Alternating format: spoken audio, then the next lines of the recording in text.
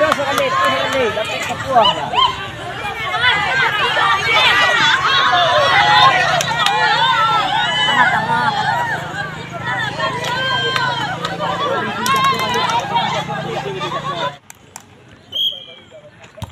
Hai Besti, jumpa lagi kita kali ini masih dalam acara kemerdekaan Republik Indonesia di Desa Pasar Lama, Labuhan Haji Tengah Aceh Selatan. Kali ini lomba voli, tim ibu-ibu perlorong satu desa. Jangan lupa dukung channel saya dengan tekan tombol subscribe, like, dan komen. Terima kasih terus menonton videonya.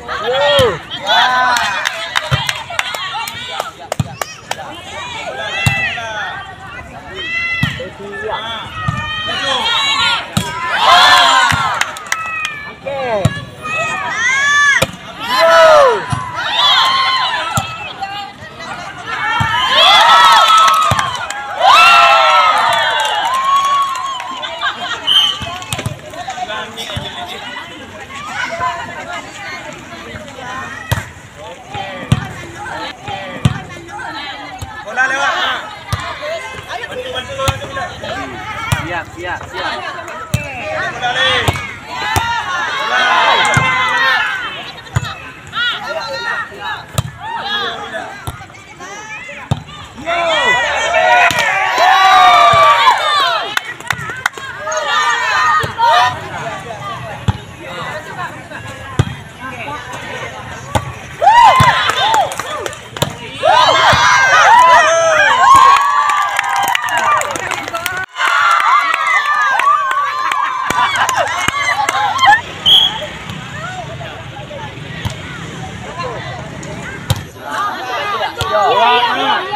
Satu.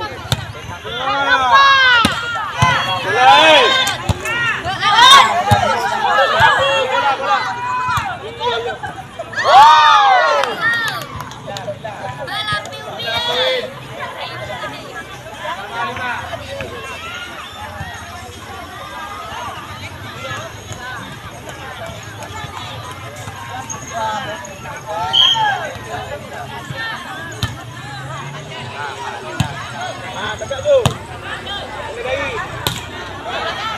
Iya.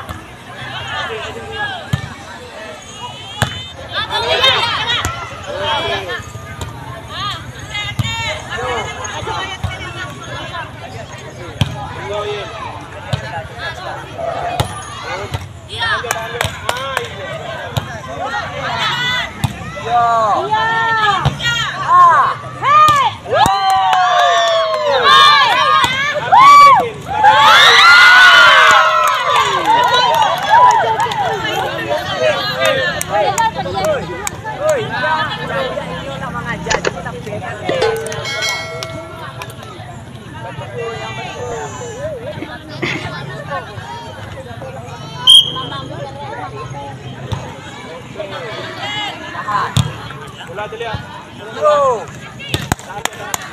Iya mantap.